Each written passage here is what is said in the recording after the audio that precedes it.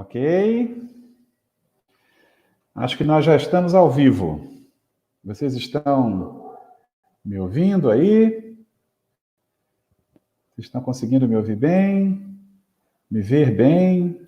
Quem já está aí nos aguardando, eu pediria que sinalizasse só se estão conseguindo ver e ouvir bem, para a gente poder iniciar a nossa live.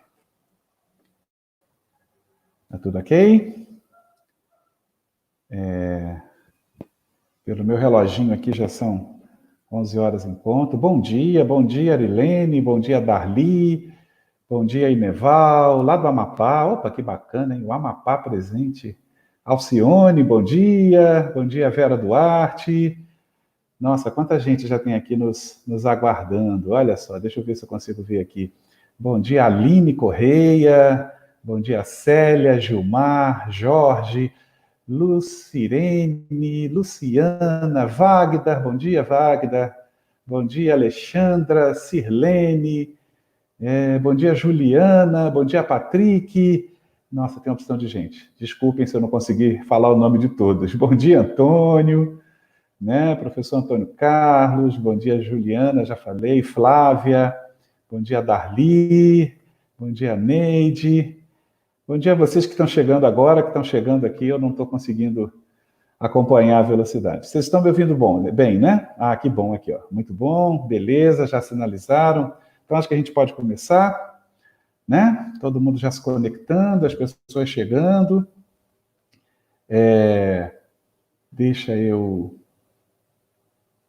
Deixa eu só colocar aqui no lugar. Deixa eu, antes de mais nada, falar uma coisa com vocês. A gente está tentando aqui a conexão pelo Instagram, mas, infelizmente, não estamos conseguindo. Ele está verificando conexão o tempo todo aqui e eu não estou conseguindo,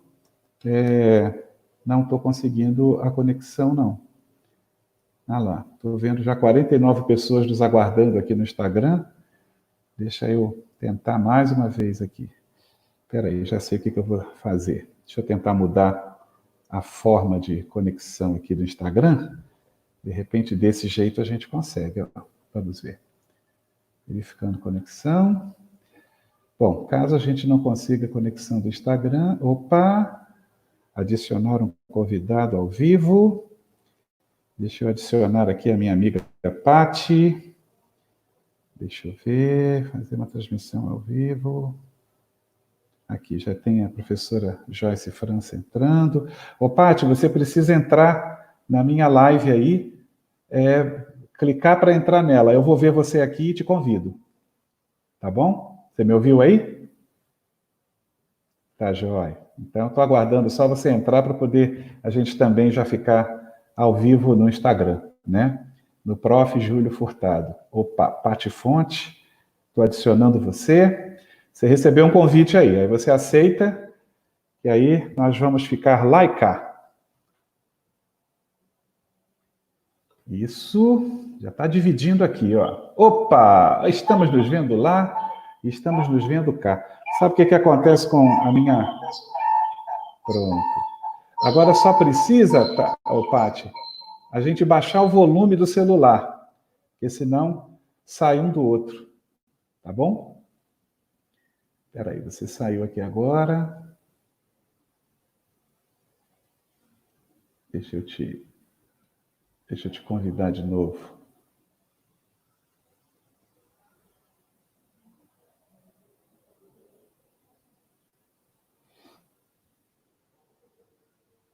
Isso. Agora sim, estamos lá e cá. Bom dia oficial a todos vocês, né? Já estamos conectados, eu daqui, a Pati de lá, para a gente dar início à nossa live hoje, que tem como título Dicas Metodológicas para o Ensino Remoto em Tempos de Pandemia, né? Nesses tempos tão complicados aí que a gente está vivendo, né? Bom, eu quero, né, saudar a todos. Obrigado por vocês que já estavam aguardando, as praticamente 100 pessoas que já estão online conosco e chegando mais gente. Sejam todos muito bem-vindos, pessoas aí do Brasil inteiro, já saudei pessoas aqui do Amapá, do Rio Grande do Sul, já estou detectando aqui Bahia, Mato Grosso, né? E as pessoas chegando, eu sempre costumo falar, é como se nós fosse uma palestra presencial, né? Um bate-papo presencial, e a gente tem que esperar um pouquinho no início, né? Para aquelas pessoas acabarem de entrar na sala, né? E a gente se organizando para começar. Bom, mas bom dia oficialmente a todos, sejam todos muito bem-vindos a essa nossa live sobre dicas metodológicas, né, nesses tempos aí de ensino remoto. E estamos, como todos sabem, talvez diante do maior desafio profissional coletivo que nós, professores, já enfrentamos em nossas vidas, né? Principalmente pela forma e pela contingência pela qual ele está se apresentando para a gente, né? Foi uma coisa que não planejada, uma coisa imposta, que de uma hora para outra simplesmente começou a acontecer. Né? E com isso, a gente está sendo desafiado, e muito bem desafiado, a desenvolver competências tecnológicas, a criar novas formas de ensinar, né? A ter que trabalhar com as atividades pedagógicas não presenciais e a travar relações mais próximas com as famílias, né? Ou seja, a nossa forma de se relacionar com as famílias, de certa forma, está mudando um pouquinho, porque a gente precisa da família como viabilizadora, às vezes, né, das atividades domiciliares. E outros desafios que a gente também está enfrentando nesse período, como avaliar a distância, por exemplo, né? Como é que faz isso? Né? Como é que se avalia a distância? Enfim, o nosso fazer pedagógico está diante de um imenso desafio, né? Ou seja, está diante de um imenso desafio que a gente nunca enfrentou, um desafio dessa natureza. E aí, eu resolvi hoje, na live de hoje, pensando nesses desafios que a gente está enfrentando, eu convidei uma especialista em metodologias de ensino, em especial da educação infantil, dos anos iniciais, para que a gente possa bater um papo, né, e oferecer quem sabe, alguns caminhos possíveis, né? Ou seja, longe da gente saber o que fazer, é importante a gente dizer isso, né? Ou seja, a gente também está perdido, como todo mundo está. Né? Se você assistir alguma live de uma pessoa com muita convicção, né, te dando receitas prontas e absolutas, desconfie. Desconfie porque o momento é um momento de divergência, é um momento de insegurança, é um momento de medo, é um momento em que todo mundo está buscando acertar.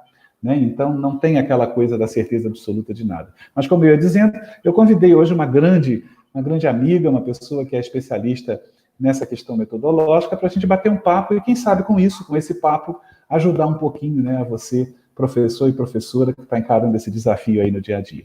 Ela é autora de vários livros, né, com certeza muita gente aqui já conhece, dispensa talvez a apresentação, mas ela é autora, né, de vários livros, ela é palestrante, é coach, é consultora, ou seja, ela é tudo de bom. Bem-vinda, Paty Fonte. Bom dia, professor Júlio Furtado. Bom dia aos amigos que estão nos assistindo no YouTube, aos amigos que estão nos assistindo aqui no Instagram. É uma alegria, um prazer imenso estar aqui com vocês hoje. Que bom que a gente está podendo travar esses encontros. Eu estava pensando outro dia, Paty, eu tenho feito assim algumas lives com amigos, né? E incrível, mas essa pandemia está possibilitando eu encontrar mais pessoas do que antes da pandemia. Que loucura, né?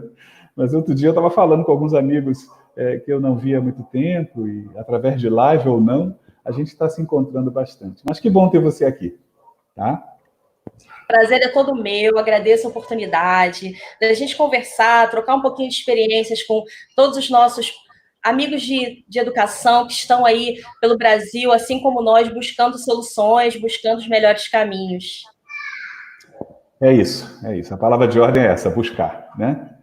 Ô, Paty, vamos começar então a bater um papo bacana em função do nosso tema, né?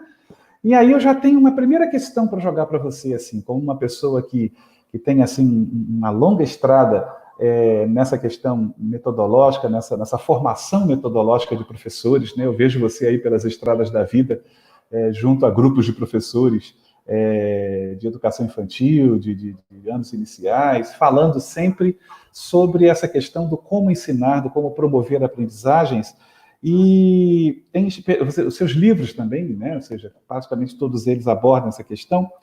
E a primeira questão que eu quero colocar para você é o seguinte, que diante do que a gente está vivendo, né, em especial na educação infantil, que é um segmento que a legislação desobriga, né, ou seja, quase que proíbe, né, ou seja, as aulas à distância, mas isso aí é uma coisa um pouco controvertida, porque ao mesmo tempo a gente está falando de crianças, e crianças precisam se desenvolver. Aliás, o maior foco da educação infantil é a aprendizagem em função do desenvolvimento da criança. Né? A criança na educação infantil ela está lá para poder crescer de maneira mais saudável e todas aquelas atividades devem estar a serviço, como diz a BNCC, né? Objetivos de aprendizagem e desenvolvimento. Não é isso? Então, a grande questão é que técnicas que você vê, Paty, como mais viáveis hoje em dia para os professores que estão nos ouvindo, para que eles possam usar nesse período, né, de afastamento, o que você acha viável para um professor trabalhar com crianças da educação infantil, mesmo que à distância? Então, Júlio, a educação infantil realmente não é o momento de pensarmos em desenvolver currículo, em dar conta do programa, nada disso. Como você bem disse, a educação infantil é a base do desenvolvimento humano. A criança entra ali para se desenvolver em todos os seus aspectos, né? Cognitivo, afetivo, motor, social. E é importante, nesse momento de pandemia, pensar que essa criança também tem, né, o direito de continuar esse processo de desenvolvimento. Mas como realizar isso de uma maneira assertiva? Eu não acredito na proposta que algumas escolas estão aí desenvolvendo, colocando as crianças 3, 4 horas por dia assistindo videoaula, ou até mesmo em tempo real com os professores. Primeiro porque nessa faixa etária a gente não tem o tempo, né, de concentração, de atenção necessário para isso.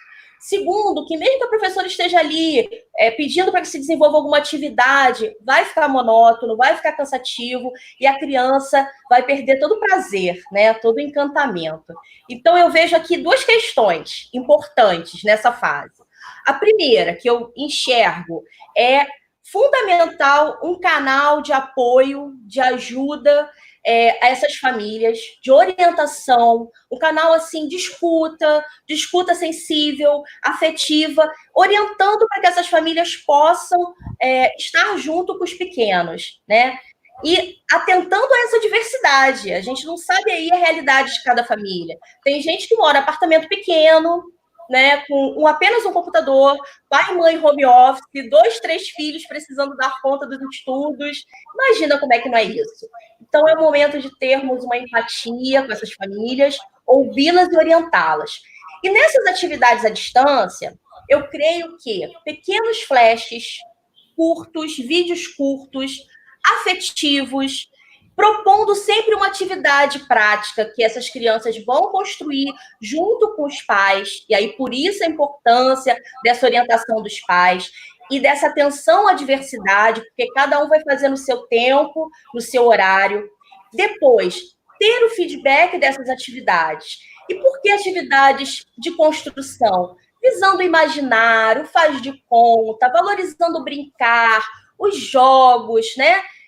Pensando nisso, músicas, contação de histórias. Esses vídeos longos não vão atingir as crianças na fase de educação infantil. Então, manter este encantamento e este vínculo é fundamental, se manter o vínculo com a escola, o vínculo com os professores, o vínculo com os seus amigos, sanar um pouquinho, né? Minimizar essa falta, manter a rotina, mas dessa forma afetiva, sensível, com empatia com as famílias, com atenção às diversidades e com esse canal aí muito bem esclarecido, aberto, né, com os pais, porque a diversidade é grande. Concorda comigo, Júlio? Com certeza, com certeza. Como a Ivete coloca aí, né, ou seja, que está enviando as atividades da educação infantil, né, nessa rede municipal, mas a dificuldade dela está sendo o retorno e o apoio da família. E você tocou numa coisa fundamental, que inclusive é parte da própria orientação que o Conselho Nacional deu oficialmente através do parecer 005, né? A gente precisa, na educação infantil, se preocupar tanto quanto, ou talvez mais, com a orientação dos pais do que das crianças, né? Ou seja, é preciso que o canal seja duplo, porque se eu não tiver esse canal construído muito claramente com os pais, eu realmente não vou ter... os pais precisam entender qual é a natureza dessas atividades, né, que as crianças estão desenvolvendo, né, junto às crianças. E como você mesmo falou, como a educação infantil ela está legalmente livre desse cumprimento curricular, né? Ou seja, é bacana a gente poder estar livre para exatamente propor atividades de estímulo, né? Atividade de estímulo, atividade que estimulem a criança enquanto ela está em casa, ela está... E uma coisa que eu vi outro dia, que eu achei muito interessante, estimular atividades ligadas ao cotidiano da família, né? Por que não? Ajudar a arrumar a mesa, ajudar a lavar a louça, ajudar ou seja, a dar comida para o cachorro, ou seja, isso é uma atividade fantástica de desenvolvimento e que está ali, né? Ou seja, digamos, nas mãos da família, né? O que você pensa disso, Paty? Peço desculpas aqui que eu estou tentando manter o celular no nível do povo do Instagram poder acompanhar a gente. E aí, de vez em quando, ele cai. Mas eu penso que sim, é um momento de se trabalhar esse desenvolvimento dentro do que é possível se fazer. Por isso que esse canal, com as famílias, com as suas diversidades, facilita, porque ali os professores, os profissionais de educação, os coordenadores, poderão orientar cada família nas melhores atividades. Eu penso que isso assim... É um momento de desenvolver a criatividade de todo mundo e vai ser até facilitador para vários processos, porque muitos pais não inserem seus filhos nessas tarefas diárias, né? Os meninos ainda ficam muito mais distantes ainda. Então, arrumar a cama quando acorda, organizar a rotina, arrumar seu armário, ir junto com a mamãe e com o papai fazer um bolo, uma receita para o lanche, ajudar a cuidar do cachorrinho, a manter um ambiente organizado, que as mães estão desesperadas, em sua maioria, né, para manter a casa, manter o seu trabalho, porque muitas trabalham também, estão em home office, manter ali os filhos, e já é um momento de bastante sofrimento para todo mundo, né? Momento de dor, de insegurança, de medo, é um momento que já naturalmente já mexe com o nosso psicológico. Então, não nos cabe, enquanto escola, né, profissionais da educação, colocar ainda mais pressão em cima dessas famílias, né? Pelo contrário, é um momento de união, de fortalecer esses laços, de buscar esse trabalho família e escola de uma maneira assertiva, porque no futuro, quando isso tudo passar, pode vir aí a ser um ganho muito grande, né, para todos nós. Exatamente. Eu acho que essa questão do vínculo afetivo da educação infantil é realmente o carro-chefe desse processo aí, nesse segmento, né? E até porque o professor tem que pensar que ele está sem aquela supervisão direta das atividades, né? Ou seja, no ensino presencial, a visão está ali, o encontro acontece ali, né? Essa falta dessa supervisão direta do processo que preocupa mais fortemente essa coisa de qual metodologia melhor a ser usada, né? Ou seja, como o que eu vou fazer agora que eu não tenho meu aluno ali na minha frente?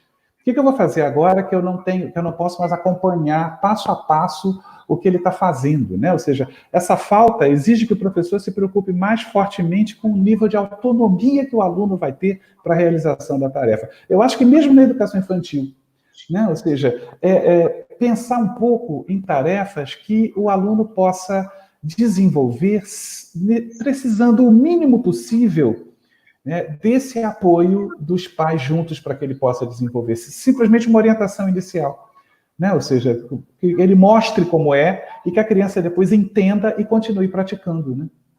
E nesse momento que a gente está sentindo tanta falta do olhar, né, do sorriso, do abraço, do toque, como isso faz a diferença na nossa observação, porque educação infantil é muito você observar o desenvolvimento de cada aluno e partir dali você planejar, né, etapas em que ele possa ir além.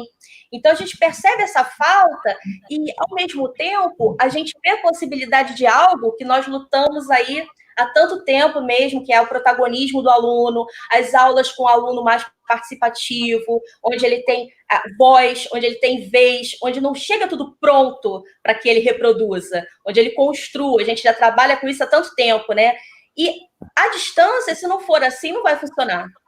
E a própria BNCC é muito clara nisso, né? A gente não pode esquecer que a gente já está com um currículo baseado na Base Nacional Comum Curricular. E a essência da educação infantil na BNCC é exatamente essa, a criança como sujeito de direitos, né? Não apenas como sujeito de tutela, né? Então, as atividades na educação infantil, elas precisam levar isso muito em consideração. Né? E o que significa a criança ser sujeito de direitos? Significa que ela precisa ser consultada. Então, ao orientar os pais, é importante que a escola, que os professores deixe claro esse tipo de orientação. Se você perceber que a criança não está aderindo muito bem à proposta, não está se interessando muito bem pela atividade, então proponha uma segunda, uma terceira, e oferecer aos pais esse leque de opções de atividades, né, para que eles possam ir percebendo qual atividade que a criança vai se interessar mais, porque é exatamente esse o princípio pedagógico mais forte que a BNCC apresenta na educação infantil, né? Ou seja, segundo a BNCC, o professor deve entrar na sala com propostas iniciais, observar a reação da criança, observar o nível de interesse que a criança está tendo ou não pela proposta e ir extraindo da própria criança experiências e dicas que vá direcionando o prosseguimento da aula, né? Ou seja, por isso os campos de experiência.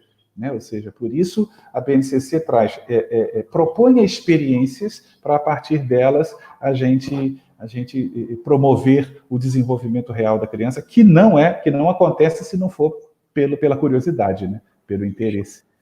Mas é muito importante que se esclareça e que se informe bem os pais. Por que eu digo isso? Porque, como mãe, como tia, né, nós vemos aí nos grupos de pais muitas dúvidas, muita dificuldade em compreender qual é o papel da educação infantil. Nós estudamos, né, nós professores estudamos, lemos, nos preparamos, mas os pais, eles são, em sua maioria, os que não são da área, ignorantes pedagógicos, ignorantes no sentido de ignorar a parte pedagógica, de desconhecer mesmo. Então, acham que as escolas são todas iguais, ainda existe muita mentalidade que a educação infantil é só para brincar, só para passar o tempo enquanto os pais estão trabalhando. Muitos desconhecem a importância da educação infantil bem desenvolvida, bem trabalhada, bem executada, né? Então, assim, é a hora dessas escolas, dessas creches, conseguirem esse vínculo com as famílias, conseguirem explicar o seu trabalho, conseguirem que eles venham para perto e sejam parceiros de verdade, entende? Exatamente, é isso mesmo. E fazendo uma ponte também, Paty, com o Fundamental 2, né, que você vai aí muito de encontro às criancinhas, e eu fico pensando muito nos adolescentes, né? Pensando muito no Fundamental 2 e no ensino médio, eu acho que uma dica metodológica que não pode deixar de ser dada aqui é que o professor tem que levar muito em conta atividades que contem com o nível de autonomia dos seus alunos para a realização da tarefa, né? Então, por exemplo, usar técnicas de estudo dirigido, né? Ou seja, o que é a técnica de estudo dirigido? É quando você passa uma atividade e você vai dando o passo a passo que o aluno deve seguir para realizar aquela atividade. Então, por exemplo, você pediu que o aluno pesquise as causas de algumas doenças, e aí você dá o passo a passo, né? Você fornece um texto base para ele ler, e você diz assim, leia o texto, né? 2, retire do texto todas as doenças que ele menciona. 3, faça uma tabelinha colocando a doença e a causa do lado. 4, papapá. Ou seja, esse tipo de atividade é muito bem-vindo nesse momento, né? Para adolescente e pré-adolescente também, é bacana se fazer vídeos de orientação, né? Ou seja, o professor... Isso também funciona para criança, né? Principalmente para o primeiro segmento. O professor gravar um videozinho de 5, 10 minutos vídeos de instrução mesmo. Olha só, atividade que vocês receberam aí para fazer, prestem atenção no seguinte, né? Primeiramente, façam isso, agora presta muita atenção nisso, como se você estivesse na sala de aula, chamando a atenção para aqueles principais pontos. Mas vídeos curtos, né? Vídeos de 5 a 10 minutos, cumprem um pouco esse papel aí e costumam funcionar bem, né? No Fundamental 2 e no ensino médio, né? Pesquisa orientada também é uma outra técnica que costuma funcionar bem no Fundamental 2 e no ensino médio. É uma pesquisa, mas é uma pesquisa orientada. Você dá as fontes, você dá, de repente, de preferência nesse momento, que o livro didático seja uma das principais fontes, né? Porque você sabe que todos têm esse livro didático lá à mão, né? Ou você pode citar fontes viáveis de pesquisa via internet, e você também vai dando passo a passo, né? Uma pesquisa orientada, dizendo exatamente aonde você precisa que ele chegue. Uma pesquisa que não tem muita orientação é uma pesquisa que diz assim: façam uma pesquisa sobre a transmissão do coronavírus, né? Amplo, aberto, não é isso? Agora, quando você diz assim, vamos pesquisar de que maneiras o coronavírus pode ser transmitido, né? Vamos pesquisar 5 maneiras, 5 formas de transmissão do coronavírus, né? Leia a página tal e tal e tal e tal, né? E depois escreva essas 5 maneiras. Ou seja, você está orientando a pesquisa, né? Você tá dizendo exatamente como fazer. Então, no caso do Fundamental 2 e no caso do ensino médio, essas 3 técnicas, o estudo dirigido, os vídeos breves de orientação e a pesquisa orientada, costumam ser técnicas que funcionam bem nesse caso do ensino remoto, né? E no caso que a gente já falou das crianças pequenas, que você está colocando aí, esse guia de orientação para os pais, ele é fundamental, né? Só para a gente ir adiante, uma outra questão que tem a ver com o Fundamental 2 e com o ensino médio, é escolher um caminho metodológico que leve em conta o nível de autonomia que os seus alunos apresentam. Vocês conhecem os seus alunos? Lembra deles, presencialmente? Você sabe se os seus alunos são autônomos o suficiente para fazer o quê?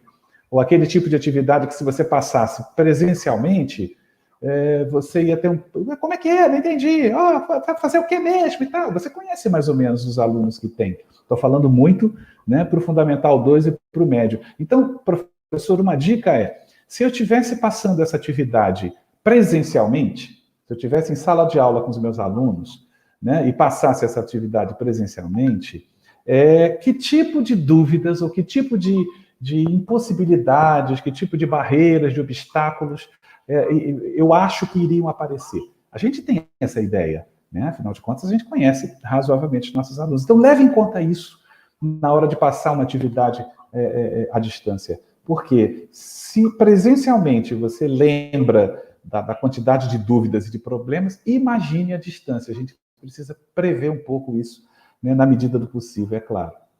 Você tem mais alguma coisa a acrescentar ainda na educação infantil, Paty?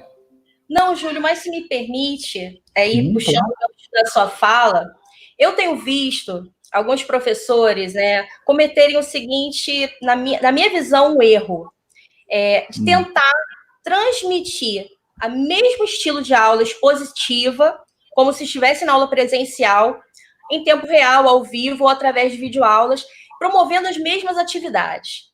E aí, eu lamento informar, na internet, o aluno vai pesquisar, vai copiar e colar as respostas, na maioria dos exercícios. Então, isso que você acabou de dizer, Júlio, é muito importante que, a partir do segundo ano do ensino fundamental, do Fundamental 1, já se pode prestar atenção nisso e mudar as propostas. Então, buscar propostas de pesquisa, como você falou, de análises, reflexões, interpretações, sínteses, né? Opiniões. Então, buscar que esse aluno consiga responder as suas questões de outra maneira. Porque não cabe mais, né, transmitir um conhecimento que o conhecimento está aí exposto em toda a rede onde ele está navegando, né? E pedir uma resposta que ele vai copiar e colar. Então, muitos ainda estão fazendo isso, né? Na aula ao vivo, é hora de se repensar esse papel do professor repensar essa maneira de aula, repensar essas propostas, repensar no que o meu aluno vai aprender, em como ele vai aprender, e o que é possível ele realmente se desenvolver. Senão só se perde tempo. Se perde tempo, se estressa e não avança. É isso. Ô, Paty, tem uma outra questão que eu quero lançar para você aqui agora, que essa tem chegado demais, em todas as lives e tem chegado cotidianamente. Uma das maiores preocupações dos professores e pais também, hoje em dia, são com os alunos em processo de alfabetização. E aí, o que você pode dizer para os professores em especial e para os pais também, né, dentro desse viés metodológico, com relação aos alunos que estão em processo de alfabetização? Eu me preocupo muito dos pais quererem, né, alfabetizar, dar continuidade a essa alfabetização e de uma forma errada, de uma maneira que vá até de encontro à filosofia, à metodologia da escola. Então, na minha opinião, aquilo que você disse no início, né, ninguém tem receita e nem fórmula mágica. A gente está aqui para buscar os caminhos possíveis.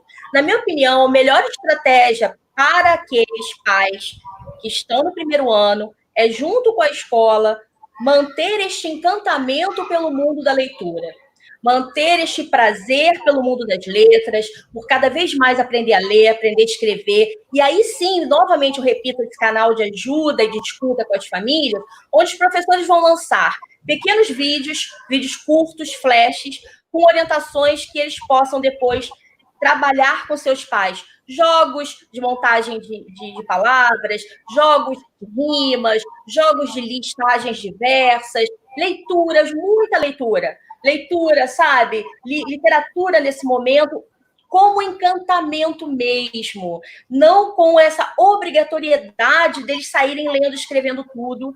Eu tenho muito medo de se tornar depois muito mais difícil reverter um quadro mal trabalhado nas casas, né?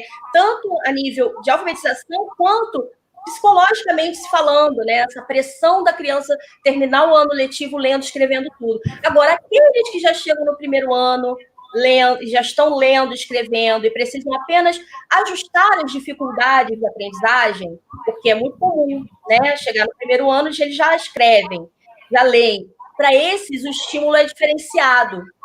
Por isso a importância desse planejamento.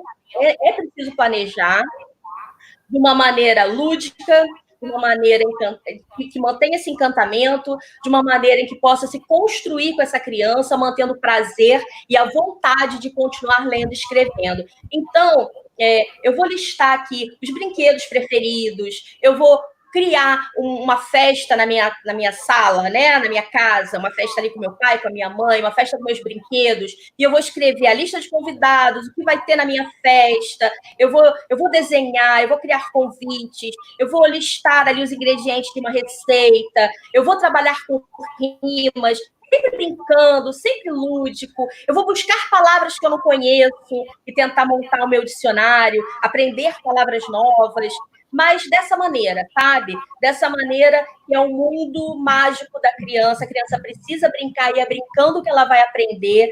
E a brincadeira, nesse momento, ela vai ajudar em todos os sentidos, no desenvolver desse aluno.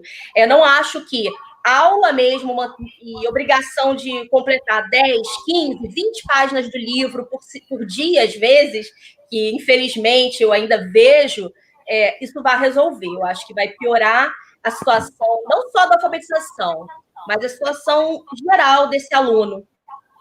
Eu vejo que os alunos de alfabetização têm uma barreira muito grande aí, que é o método, né, Paty? Ou seja, que é o método. A escola, ela ensina a ler e a escrever a partir de um método que não necessariamente os pais conhecem. Ou seja, claro, se a escola segue um caminho, ou seja, lógico nesse processo, ela, de certa forma, ensinou um pouco o método para os pais, que a gente sabe que no processo de alfabetização, um dos papéis da escola é informar os pais como é que os filhos deles estão aprendendo a ler. Né? Porque senão qual é a probabilidade? A probabilidade é os pais ensinarem do jeito que eles acham que é para ensinar. Né? Ou seja, B com A faz Bá, B com E faz Bé, B com Babebi, bobu, e o que eu vou dizer, desculpe, padre, se eu vou falar uma besteira agora, mas eu acho que nesse momento que a gente está vivendo, nesse momento de exceção, nesse momento de incerteza, nesse momento onde ninguém sabe exatamente o que fazer e como fazer, a gente não pode ter preconceito com o método, né? Eu acho que exatamente isso, a gente não pode, nesse momento, ficar pensando assim, pai, use o método fônico. No método fônico, ou então a gente usa a palavra ação, a gente aqui usa, né, a alfabetização espontânea. O pai não é professor, né? Ou seja, então eu acho que nesse momento tem muito pai em casa que está preocupado, porque esse é um período em que os pais ficam muito preocupados com os filhos, aprender a ler, né? Que deve estar, sei lá, pegando a cartilha. No meu caso foi Pompom, meu gatinho. Eu aprendi a ler nessa, Pompom, meu gatinho. De repente o pai está pegando a cartilha lá e está falando, senta aqui, meu filho, vamos lá. M com I faz mi, M com O faz mó, então mi, mó, é assim. E sabe o que deve estar acontecendo? Eu sei, inclusive, de alguns relatos dessa natureza. As crianças estão aprendendo, porque as crianças aprendem. As crianças aprendem, elas são um terreno fertilíssimo. A criança aprende a ler até espontaneamente, né, Tati? Por isso que o que você está falando é fundamental. Se a gente expõe a criança ao mundo da leitura, lê para ela, coloca ela em contato com palavras, vamos escrever a lista do que a gente está fazendo hoje, como é que escreve farinha, né? Ela ainda não sabe o NH. Tá, mas escreve farinha. A criança é tão observadora que de tanto ver o NH, nha, ela vai deduzir nha, nhé, ni, né? A gente vê isso acontecer. Então, eu acho que isso que você está falando é fundamental exatamente por causa disso. Manter uma relação natural com a alfabetização e, no caso dos professores, orientar os pais, né? Ou seja, no tipo de atividade a serem desenvolvidas, sem essa neura de que, meu Deus, será que eles avançaram tais fonemas? Será que eles avançaram tais palavras? Será que... Não, ir adotando essa forma mais natural. Se isso for feito, me parece que vai ter uma grande surpresa na volta das aulas. Crianças que vocês jamais imaginaram se bobear, preparem-se para essa surpresa. As crianças vão vir, né? Aquelas que enfrentaram esse contexto que a gente está falando, vão vir muito provavelmente lendo, se bobear, né? Uma dica muito legal pega tampinhas, começa a juntar tampinhas de garrafa PET e imprime ou escreve mesmo as letras e monta tipo um alfabeto móvel de tampinhas. Cola em cima, né? Redondinha ali cada letra e brinca com a criança, brinca de montar palavras, de montar frases, lança desafios, né? Sempre com essa ludicidade, sem essa pressão e sem essa neura. Eu acho que os pais eles vão conseguir atingir objetivos mais claros se não tiver essa pressão, sabe? Infelizmente, eu vejo, Júlio, porque eu faço aí também, assim como você, assessoria pedagógica em escolas, né, no Brasil todo, escolas que estão colocando crianças, tanto de educação infantil, quanto de Fundamental 1 e até mesmo, né, alfabetização, no tempo que seria o tempo da aula, de uniforme, em frente ao laptop, assistindo a aula como se fosse aula normal. Isso está acontecendo. E eu digo para vocês, essas crianças não vão se desenvolver da mesma maneira. Não tem, o cérebro delas não tem o tempo necessário de atenção, concentração, vai acontecer aí um estrago muito grande. Você está entendendo o que eu quero me dizer. Exatamente. Eu acho que isso que você está falando é fundamental, porque muitas escolas acham que a aula tem que continuar igualzinha, só que em casa. E não é verdade. É outro. Não. Você quer ver uma coisa bacana que eu aprendi com a minha grande amiga Isabel Parolin? Por sinal, hoje à tarde, às 16 horas, eu vou estar numa live com ela, aproveito e convido a todos. Né? Ela diz uma coisa que é fantástica, ela diz assim, professor, não fique achando que em casa está o seu aluno, porque não está. O seu aluno, você não vai encontrar o seu aluno em casa, você vai encontrar o filho da família. Né? O seu aluno você encontra na escola, não é isso? Porque por que ela quer dizer com isso? A gente, à distância, a gente perde esse poder que nós, professores, temos de fazer o menino seguir regras, né? De fazer o menino... Então, olha só que ilusão. né? Sentem em casa diante do computador exatamente às 7h30 da manhã e só levante a bundinha da cadeira ao meio-dia. As aulas vão acontecer nos mesmos tempos. Eu até entendo mesmo, né? As escolas que estão fazendo isso, é porque a gente não tem modelo, né? A gente está criando um modelo agora. Por favor, não nos entendam mal. A gente não está aqui. O que a gente está aqui é tentando, já que a coisa está perdurando, e me parece, né? Ontem saiu, o Ministério da Educação prorrogou até junho, as aulas não começam antes de junho, e podem ter certeza, não vão começar antes de agosto. Podem ter quase que certeza disso. E quando começarem, vão precisar ser muito bem planejadas, porque não vai assim, voltaram as aulas e tudo vai voltar ao normal. Não tem mais o normal que a gente conhecia, pode ter certeza. Do que a gente está querendo dizer? Eu, professor, eu não posso imaginar que em casa, à distância, está sentado lá o meu aluno. Não está. Né? Por quê? Porque muitas vezes eu estou dando aula aqui, na frente do computador, e o meu aluno está assistindo aula deitado de pijama na cama. Entendeu? Se não tiver um pai ou uma mãe que fala assim, menino, levanta daí, né? Tira esse pijama, senta direito na frente do computador. Isso, quem é que faz isso no dia a dia? Quem? Nós. Mas por que a gente faz? Porque a gente está vendo o menino, está vendo o garoto. Agora a gente não está vendo o garoto. Né? Nos foi tirado esse canal de supervisão do processo de aprendizagem. E a gente está tendo que contar, né, com a família para isso. Então, cuidado com essa coisa de você achar que as suas aulas estão acontecendo da mesma maneira. Né? Igual a Paty está colocando aí, que vê algumas escolas, eu também vejo, e repito, não as recrimino, porque a gente está cada um fazendo do jeito que pode, do jeito que sabe. E a primeira maneira de fazer é essa, fazer do jeito que eu sabia presencialmente, mesmo à distância. Até para a gente ver que não funciona e ir mudando. Aí vem uma próxima pergunta, e agora? Como é que eu faço? Eu não sei fazer desse jeito. Então a gente tem que lembrar, a nossa mensagem chega lá no filho, não chega no aluno. Né? A gente tem que contar com esse pai para transformar esse filho em aluno. Como é que ele transforma? Fazendo ele cumprir o horário, fazendo ele sentar e ver a atividade. Né? Agora, se a gente coloca isso, como a Paty chamou muita atenção, de uma maneira maçante, aí pronto, a gente vai reproduzir a escola chata presencial, a gente reproduz e transforma na escola chata à distância. Né? Então, voltando ao nosso foco, né? Então, o processo de alfabetização, dá uma resumida para a gente aí, Tati, desculpe, eu acabei, né, entrando por outros comentários. Né? Resumidamente, crianças que estão no processo de alfabetização, me parece que o que você quis dizer é a preocupação não deve ser tão curricular, mas ela deve ser uma preocupação de encantamento pela leitura e pela escrita, né? Eu acredito que, nesse momento, a preocupação realmente deve ser manter esse encantamento pela leitura, pela escrita, essa vontade, esse prazer em aprender, continuar trazendo para a criança esse mundo lúdico, de faz de conta, imaginário, porque assim ela está desenvolvendo vários aspectos, né, do seu ser, e ao mesmo tempo vai continuar o seu processo de alfabetização. É claro que por isso, lá no início, eu falei da importância desse canal com os pais, porque na alfabetização a gente tem algo que é o seguinte, cada aluno num nível diferente, né? Alguns que estão no início do processo, outros no meio, outros que já escrevem, precisam só ajustar as dificuldades. Então, se você massifica as atividades, todos fazendo a mesma coisa, vai ficar complicado. Alguns vão sobressair mais que outros, né? E alguns vão sentir uma dificuldade muito grande. Então, de repente, separar essa turma de 20 em pequenos grupos, por níveis, né, de alfabetização.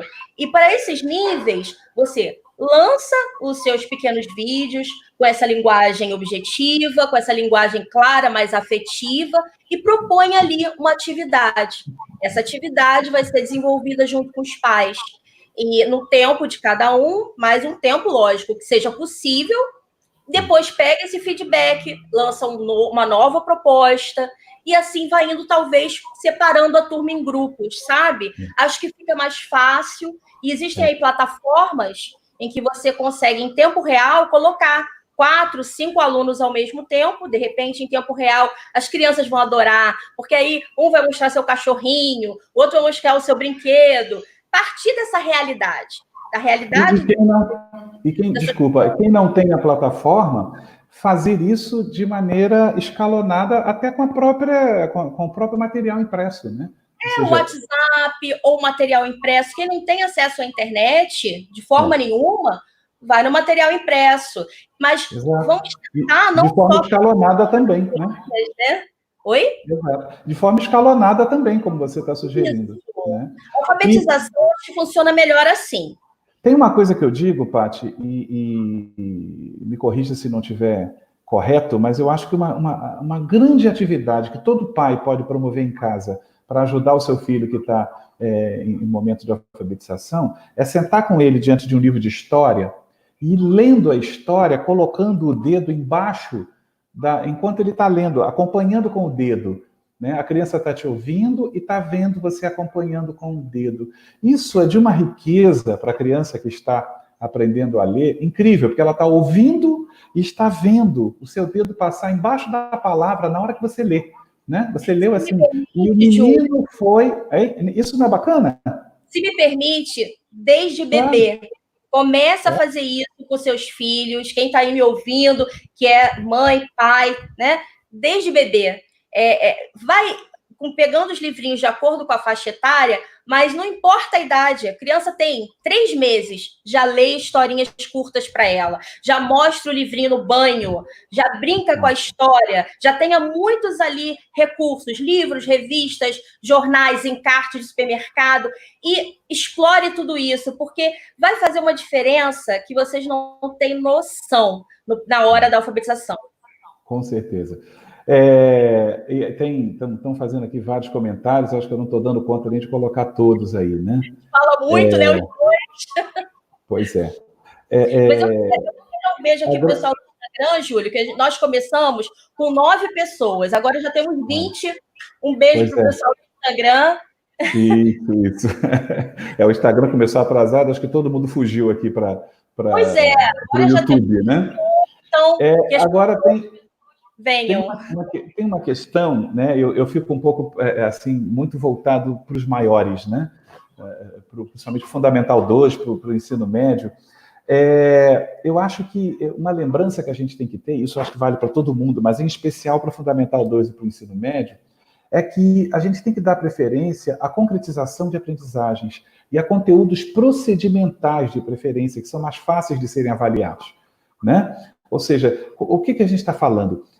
Concretização de aprendizagens é tentar selecionar no currículo aqueles conteúdos que o menino vai construir alguma coisa, que o menino vai montar alguma coisa, que o menino vai ter que fazer uma ação final que comprove que ele aprendeu aquilo. Né? Então, mas não é isso que eu tinha que dar na sequência estava outro conteúdo, não importa. Nesse momento, esquece sequência de conteúdo no currículo. Conversa lá com seu coordenador. Esse momento é o momento da gente pensar do currículo aprendizagens que sejam mais viáveis nesse momento que a gente tem que contar muito mais com essa autonomia do aluno. Né? E outra coisa também, uma proposta interessante que a gente tem a fazer com os alunos maiores e com os menores também, e fica aí como dica metodológica, fazer atividades de reforço de aprendizagens instrumentais.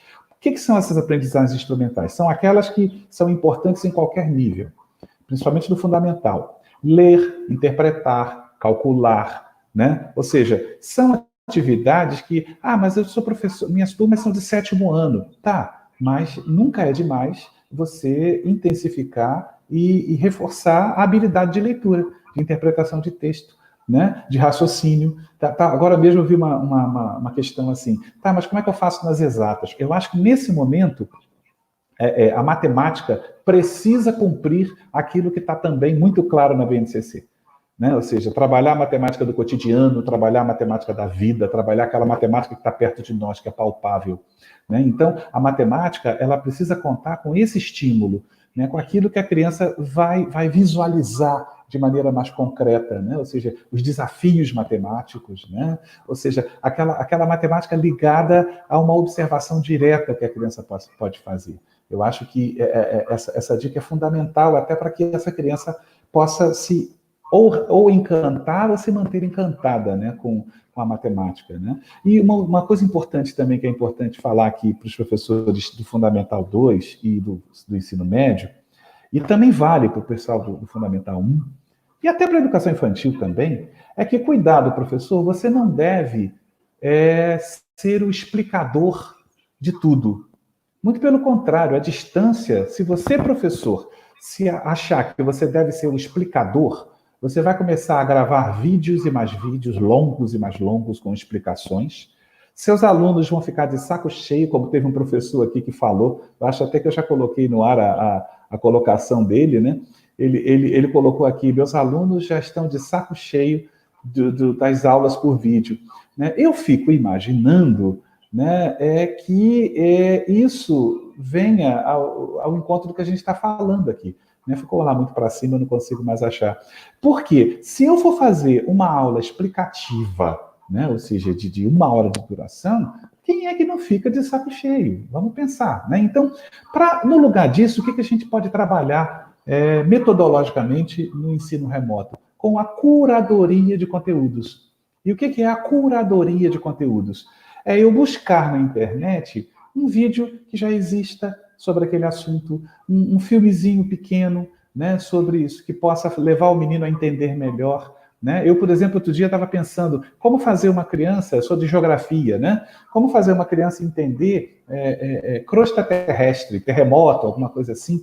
Né? E eu descobri um vídeo da BBC de Londres, fantástico, que mostra as crostas terrestres se movimentando, o encaixe delas, explica muito melhor do que se eu fosse explicar. Então, fazer curadoria de conteúdos é exatamente isso, é buscar conteúdos que já estão prontos, além das aulas que já tem no YouTube, né, gente? Vamos combinar? Tem aula de tudo no YouTube, mas tem aula chata, tem aula boa, tem de tudo no YouTube.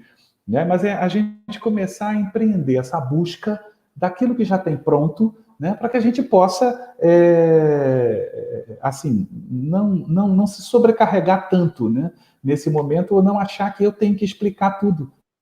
Né? Ou seja, essa é a grande questão. Bom, Tati, vamos em frente? Vamos à terceira questão? Fala, pode falar. Para quem tem acesso à internet, né, seja no celular, existem também muitos aplicativos bem interessantes que os alunos adoram, né, principalmente as crianças maiores e os jovens. E aí são repletos de desafios, jogos, e isso auxilia também, podem ser utilizados, assim como esses vídeos já prontos. O professor se estressa muitas vezes criando, né, produzindo vídeos longos, e aí no retorno às aulas presenciais, como será? Chegarão lá os professores exaustos, porque estão trabalhando, às vezes, dobro, triplo. Então, é necessário aqui que os gestores, junto com esses professores, planejem, pensem, repensem, né? Para que todos cheguem de uma maneira a dar continuidade ao trabalho sem tanto estresse e nervosismo, porque o momento em si, ele já é um momento que nos abala emocionalmente. Então, é preciso sempre lembrar disso, é preciso ter essa sensibilidade, repito, essa empatia aí com todas as famílias e com os professores também. Eu acho que a gente já falou bastante nisso, Paty. Acho que só se tiver alguma coisa para complementar, né? Mas tem uma questão aqui que é: que tipo de atividade que a gente pode sugerir, que você pode sugerir para os professores do Fundamental 1, né, do 1º ao 5º, de forma que eles não precisem contar tanto, ou contar o mínimo possível com os pais enquanto tutores, enquanto pessoas presentes lá, né? Ou seja, que, se você quiser falar um pouquinho sobre isso, já que a gente já está caminhando aí para os minutos finais. Então, aí a gente vai realmente ter que contar com essa criatividade dos professores em pensar atividades que esses alunos possam construir com materiais simples, que eles tenham em casa, materiais que estejam ali dentro dos materiais da escola mesmo, seus livros, seus cadernos, mas pensando em fugir um pouco de só cópia e preencher livro, né?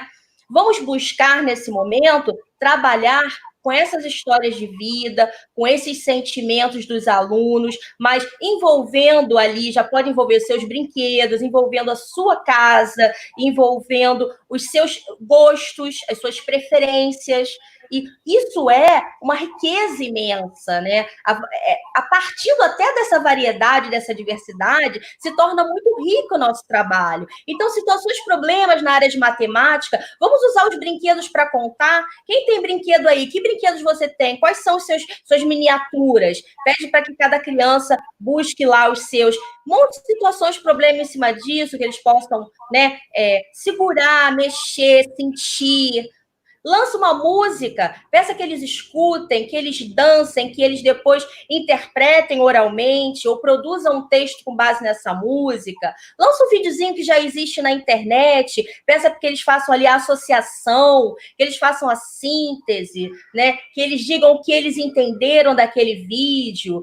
Procure realmente trazer essa criança para esse mundo, que a escola faça parte do mundo dela, ou seja, a escola realmente está integrada, conectada com a sua história de vida.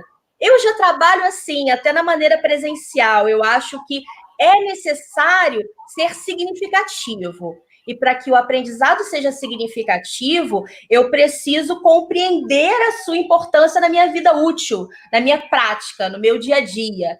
E aí é que basta é uma palavra talvez não adequada.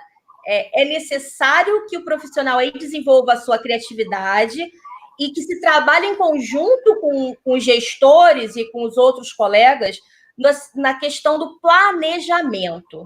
Talvez o planejar aí mude o olhar. Você muda o olhar, você muda o foco para buscar essas estratégias, essas ferramentas, porque acaba que são infinitas possibilidades. Eu até me coloco aqui, né, à disposição, quem quiser seguir nosso site, nossas redes, né, Júlio, são cheias de contatos aí. São cheios de contatos aí.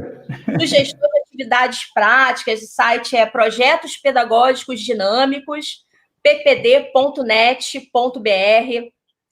É um site que vocês vão encontrar muita coisa. Me coloco à disposição também nas redes sociais, lá no Instagram, que é patifonte_ppd. Eu acho que é a hora... Repete aí, Pati. Projetos Pedagógicos Dinâmicos. O site é ppd.net.br. Tá, ppd.net. Tá. Lá no site vocês vão ter acesso aos links de todas as minhas redes, né? Facebook, Instagram, o próprio YouTube. Eu acho que é o momento de nos unirmos mais do que nunca, né? Que não haja aí entre os profissionais da educação nenhum tipo de competição, a minha melhor videoaula, eu estou conseguindo fazer isso melhor. Não. É a hora de união. Vamos dar as mãos, vamos buscar os caminhos possíveis, planejar juntos e pensar na realidade, da minha realidade, porque cada escola vive uma realidade diferente, cada comunidade vive uma realidade diferente. Aqui no Rio de Janeiro, nós temos uma realidade, lá no interior do Nordeste é outra, né? Então, como eu vou planejar criativamente, de acordo com a minha realidade, para atingir a minha diversidade? É um grande desafio para todo mundo, é hora de união. Eu acho que o que a gente vai levar de positivo disso, né? É esse momento aí de união. Quantas lives surgindo, estamos aprendendo, é hora de aprender e ensinar, de ter essa humildade, essa disposição, né, de aprender tanto quanto de ensinar. É isso. Foi bom você falar nessa questão das sugestões, até para eu lembrar que lá no nosso site também, né, juliofurtado.com.br, a gente tem um link não só de sugestões práticas de exercícios, de atividades que podem ser utilizadas, mas nós temos também um link com experiências que estão dando certo em cidades e em escolas. A gente pediu que cidades e escolas gravassem um pequeno vídeo e mandassem para a gente. O que está dando certo aí, né? E aí, essas cidades gravaram, e quem quiser se inspirar um pouquinho, é só entrar lá também no www.juliofurtado.com.br, tá bom? E a gente vai ficando por aqui com os nossos... Já com as nossas despedidas. Nós temos aqui várias mensagens aqui, muita gente agradecendo, Pati.